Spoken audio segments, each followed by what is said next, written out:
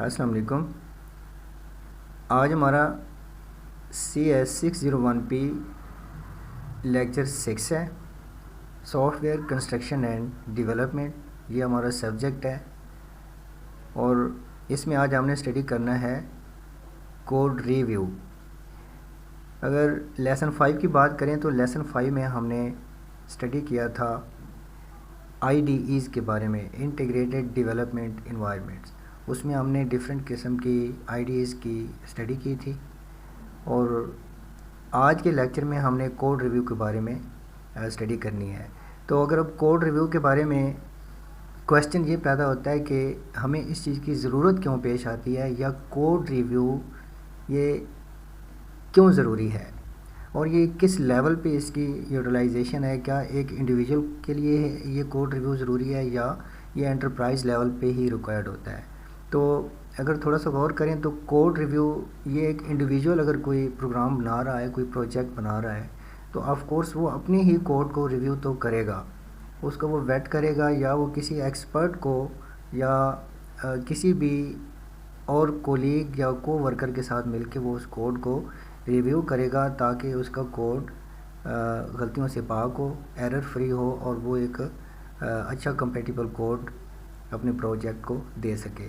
तो individual level तो बहुत छोटी सी बात है। जब ये एंटरप्राइज़ लेवल की बात आती है, फॉर एग्ज़ाम्पल हम एक सॉफ्टवेयर हाउस की बात करते हैं, तो सॉफ्टवेयर हाउस में तो बहुत ज़्यादा कोडिंग यानी thousands of code daily base पे लिखे जा रहे होते हैं, तो उनको रिव्यू करना मज़ीद कंपलसरी हो जाता है क्योंकि इतने बड़े लेवल पे बड़े बड़े प्रोजेक्ट अगर उसको आपने इंटीग्रेट करना है तो उसके लिए कोड को वेट करना, उसका अप्रूव्ड होना बहुत ज़रूरी है। तो ये कोड रिव्यू का बेसिकली हमारा यहाँ पे यही मकसद है। तो हम इसके बारे में थोड़ी सी स्टडी करते हैं कि ये कोड रिव्यू कैसे किया जाता है और इसके हमें नताइज क्या मिलते हैं। तो यहाँ पे लिखा है code review is a critical part of the software development process. Exactly ये क्रिटिकल पार्ट है जब आप कोई सॉफ्टवेयर डेवलप कर रहे हैं, where developers evaluate and inspect each others code to identify issues, suggest improvements and ensure that the code is maintainable, scalable and adheres to the coding standards। तो यहाँ पे होते सारे ऑफ कोर्स डेवलपर्स ही हैं। तो डेवलपर्स की for example back and के developers हैं, फ्रंट एंड के डेवलपर्स हैं, या वो लोग हैं जो वर्जन कंट्रोल को देख रहे हैं। कुछ लोग हैं यानी कहीं ना कहीं उनको असाइन किया गया होता है कि आपने इस प्रोजेक्ट का ये पार्ट देखना है, दूसरे को कुछ और पार्ट दिया गया होता है, तो वो आपस में कोऑर्डिनेट कर रहे होते हैं। तो ये हमें ये बताया जा रहा है कि डेवलपर अपने ही कोड्स को जो मुख्तलिफ असाइन ड्यूटीज़ हैं उनकी वो एक दूसरे को सेंड कर रहे होते हैं और उससे क्या होता है कि एक तो इश्यूज आइडेंटिफाई होते हैं और कोई नई इम्प्रूवमेंट है तो वो तमाम डेवलपर्स एक दूसरे को बता सकते हैं कि ये यहाँ पे इम्प्रूवमेंट की ज़रूरत है। और इसी तरह इस एक मेंटेनेबल स्केलेबल, ये स्केलेबल और यानी मेंटेनेबल एक ऐसा कोड आप जनरेट करते हैं कि जिसको ईज़िली आप एक उसको सीक्वेंस के साथ मेंटेन कर सकते हैं, उसका फ़्लो आपको मालूम होता है। और स्केलेबल एक ऐसा कोड होता है कि फॉर एग्ज़ाम्पल आपने एक प्रोजेक्ट लॉन्च किया और आपने एक बड़ा सा कोड भी बना दिया, तो उस कोड के लिए आगे जो आप चेंजेस करेंगे इन फ्यूचर, वो चेंजेस चाहे बड़े पैमाने पे हों या छोटे पैमाने पे, तो स्केलेबल कोड वो होगा कि आपके ऑलरेडी अवेलेबल कोड के अंदर वो एडजस्ट हो जाना चाहिए जो भी आपने नया कोई कोड डाला है, बजाय इसके कि आपने एक वेबसाइट बनाई है और वो अगर स्केलेबल नहीं है तो आपको कंप्लीट वेबसाइट दोबारा लिखनी पड़ेगी।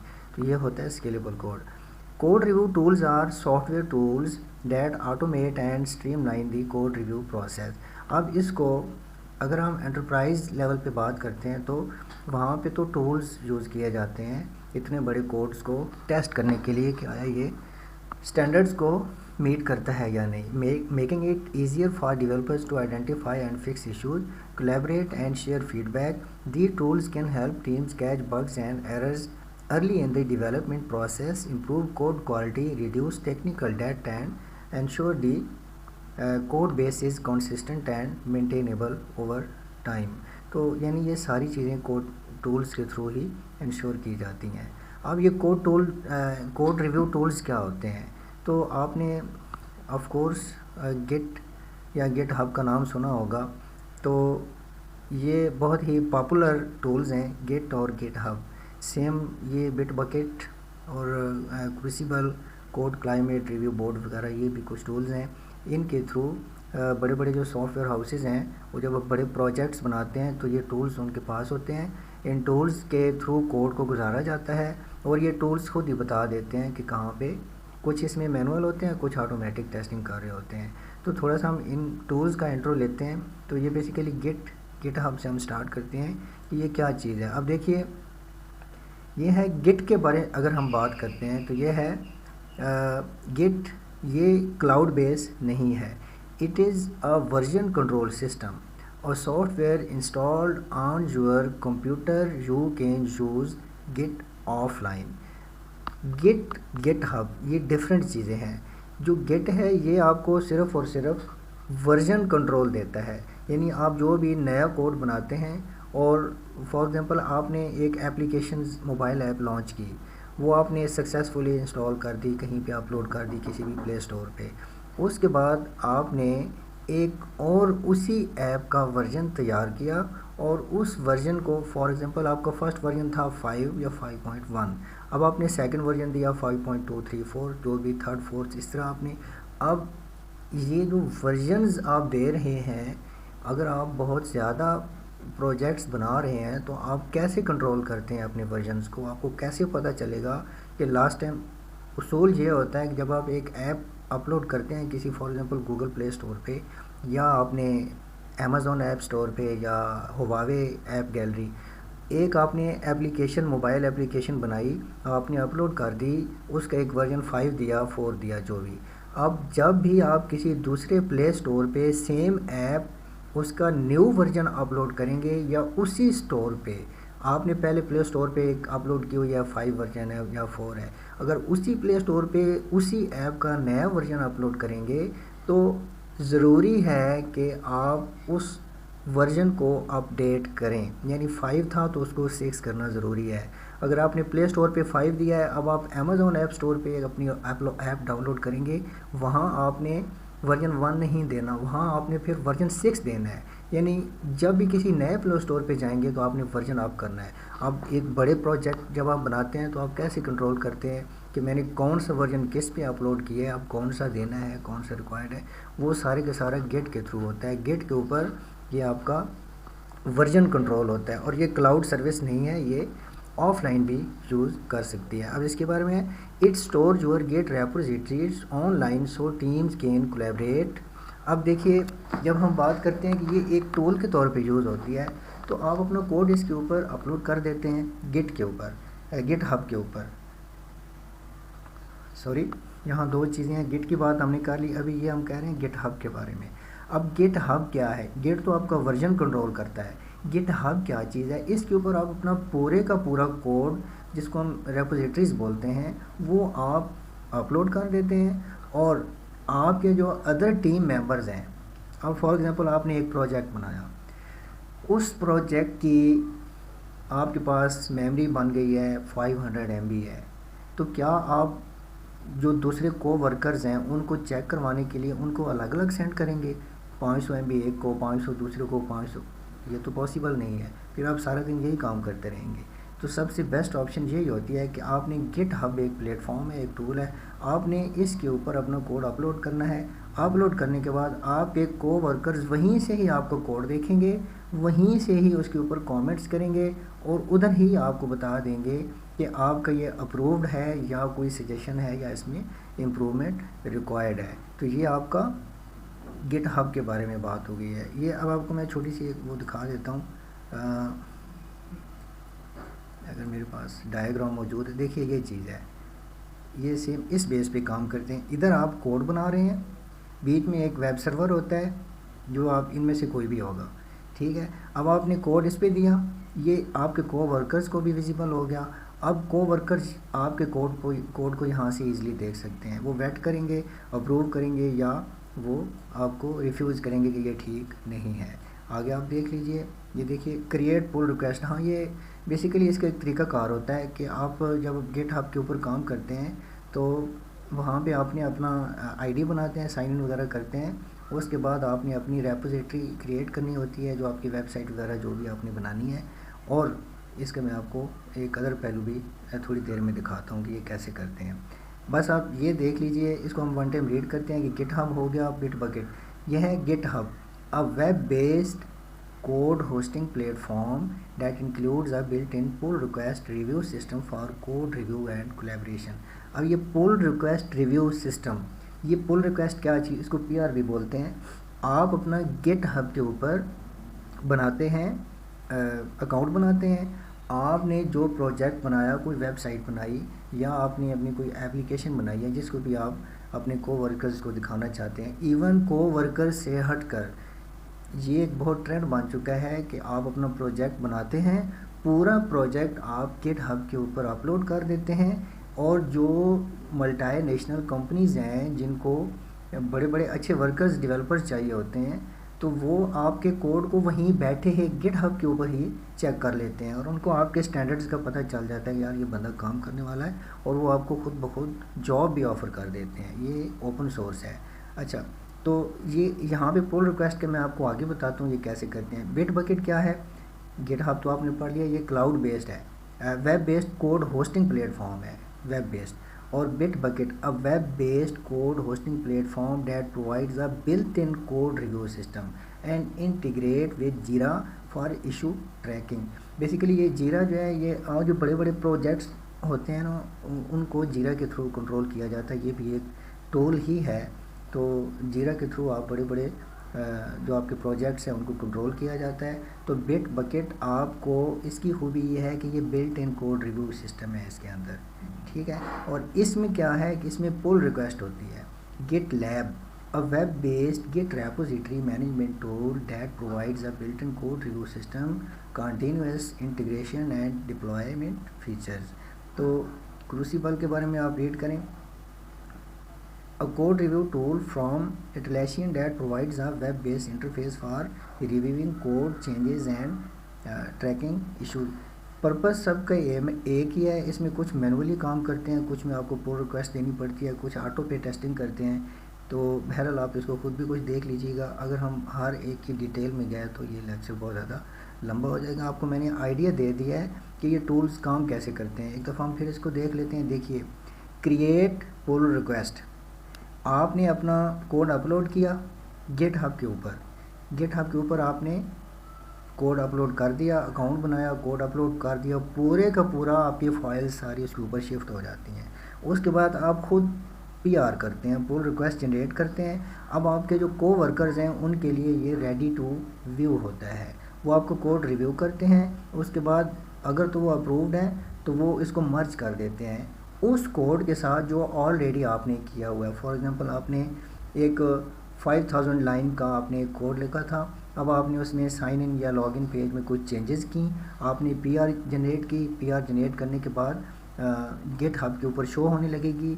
आपके जो पीयर्स बैठे हैं, दूसरे आपके कोवर्कर्स हैं, उनको ये नज़र आएगा कि ये PR मुझे मिल रही है, तो वो आपका कोड वहाँ से फैच करेंगे। डाटा फैच करने के बाद कोड को रिव्यू करेंगे, और अगर तो उसमें कुछ चेंजेस हैं तो वो आपको वापस भेजेंगे कि इसमें अपडेट करें। अदरवाइज़ वो अगर अप्रूव करते हैं कि आपका कोड ठीक है तो आप वो उसको ऑलरेडी जो अवेलेबल 5000 लाइन का फॉर एग्जांपल कोड है वो उसके अंदर मर्ज कर देंगे, एक्सेप्ट कर लेंगे कि ये ठीक हो गया है।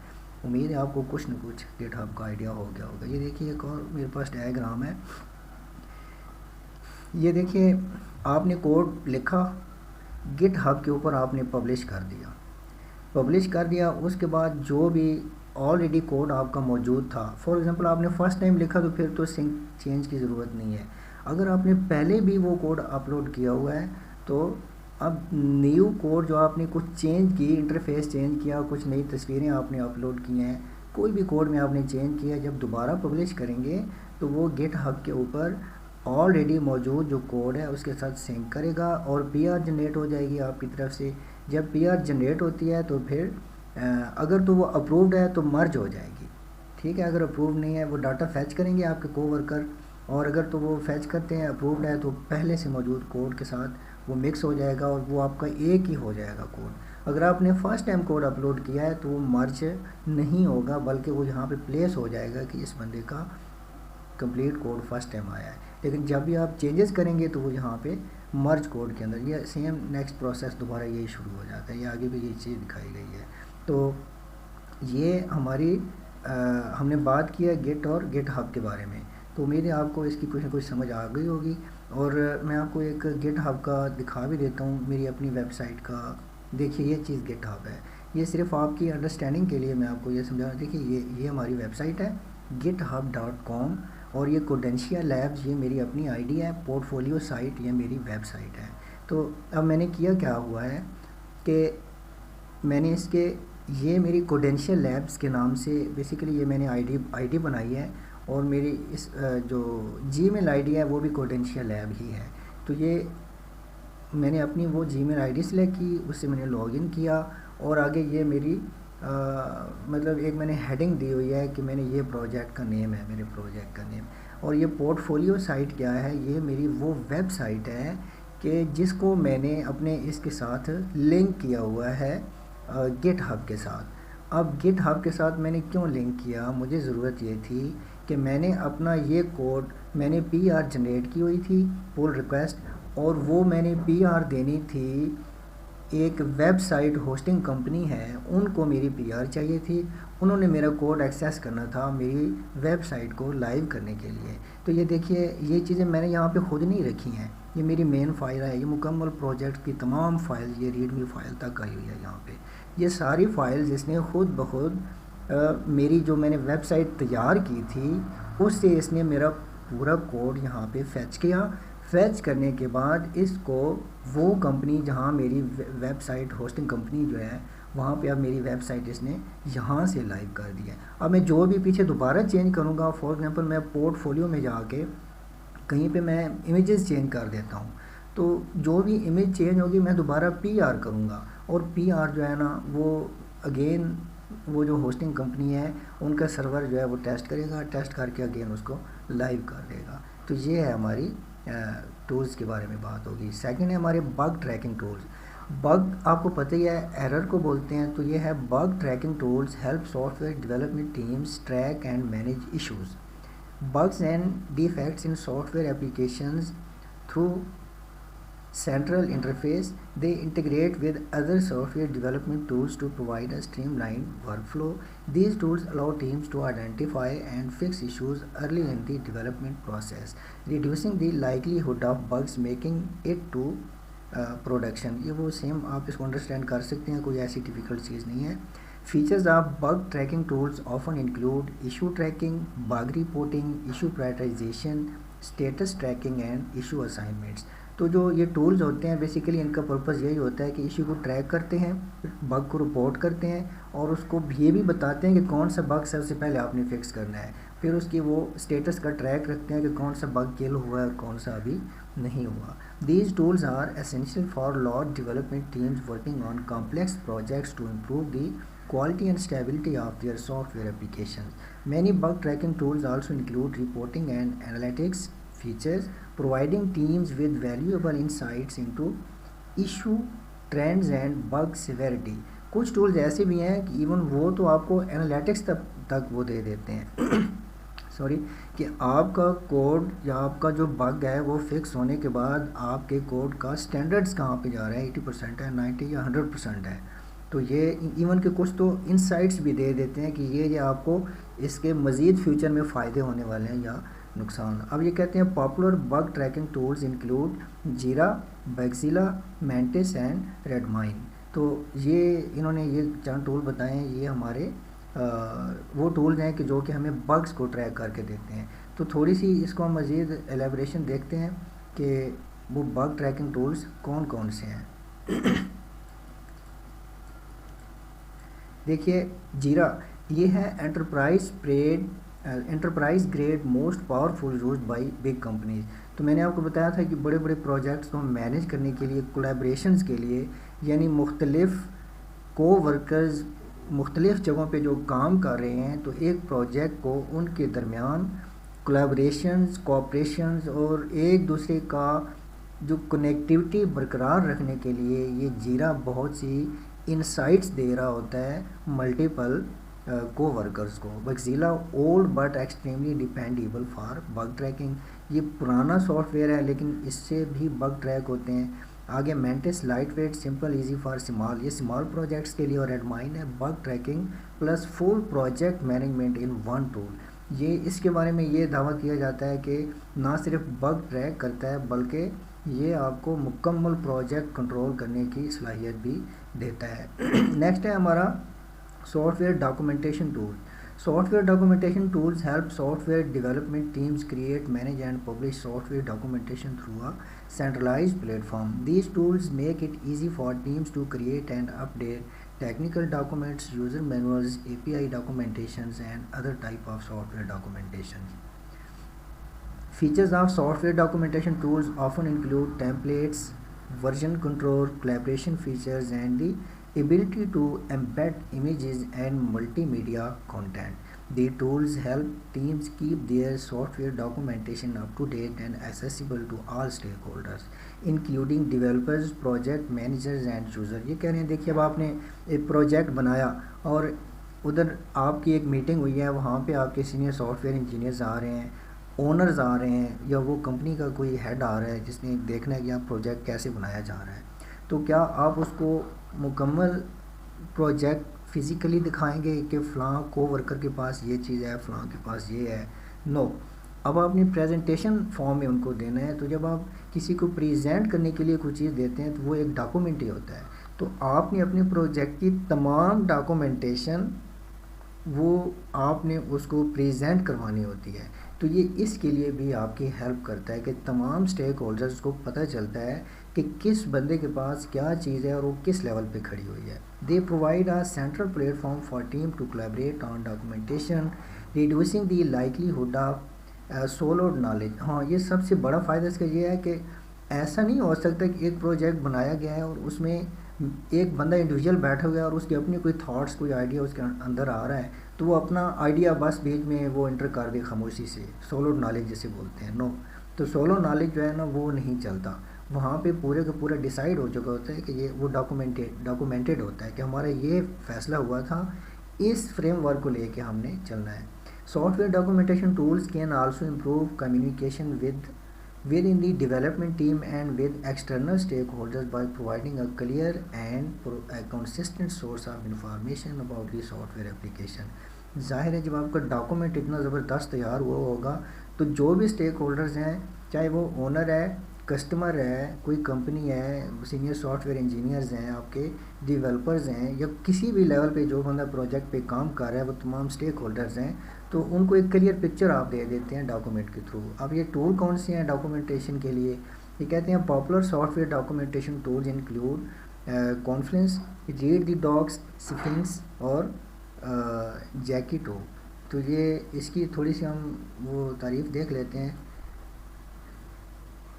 ये कहते हैं कि a team documentation and collaboration platform by Atlassian. How it works? Team create pages, एक पेजेस जो आप क्रिएट करते हैं डॉक्यूमेंटेशन की शेप में, organise in spaces, share and collaborate. ये बहुत सिंपल है, यानी आप क्रिएट करते हैं उसको, एक उसमें ऑर्गेनाइज करके कॉन्फ्रेंस क्या करता है वो आगे कोलैबोरेट कर देता है, शेयर एंड कोलैबोरेट, यानी जिस चीज़ को देना है वो खुद ब खुद आगे वो दे देता है और इस तरह कोलैबोरेशन कायम रहती है।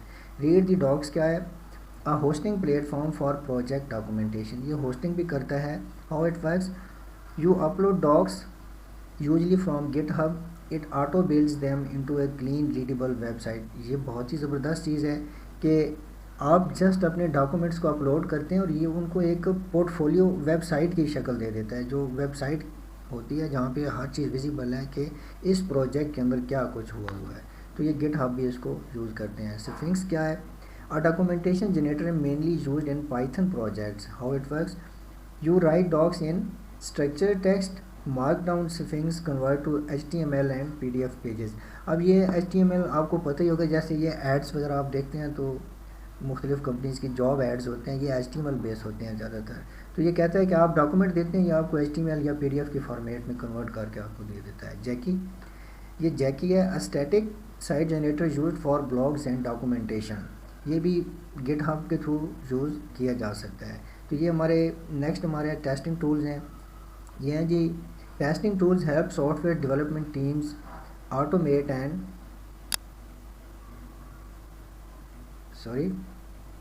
automate and manage the testing process for software applications. These tools can be used to test functionality, performance, security, and other aspects of software application.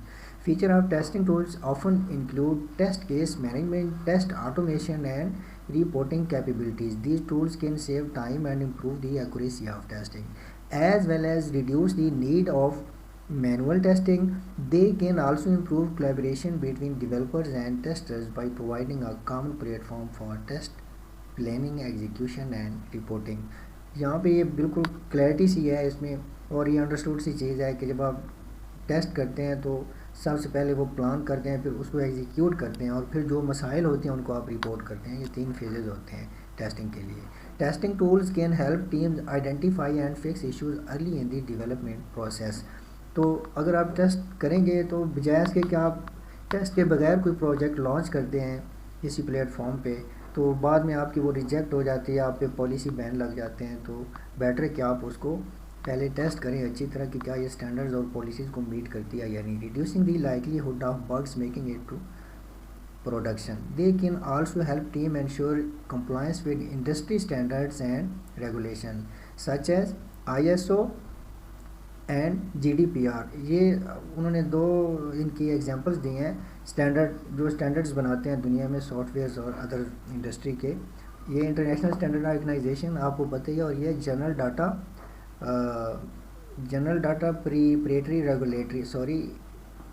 General data preservation regulation, इस तरह का कुछ है। वेरी सॉरी, मुझे इसका confirm याद नहीं आ रहा, लेकिन ये आई थिंक ये है कि ये आपके जो पॉलिसीज़ और स्टैंडर्ड्स हैं उसको मेंटेन करवाने के लिए ये भी एक फर्म है, इसको आपने फॉलो करना होता है। Overall testing tools are essential for ensuring the quality and reliability of software applications, improving user satisfaction and reducing the risk of negative business impact.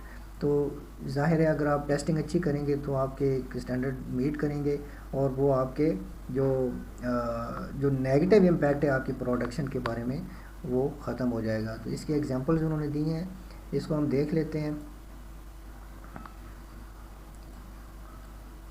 ये जी पहला है सेलेनियम है, ये है automates browser action for testing web apps, automatically clicks log in and checks if the dashboard opens correctly.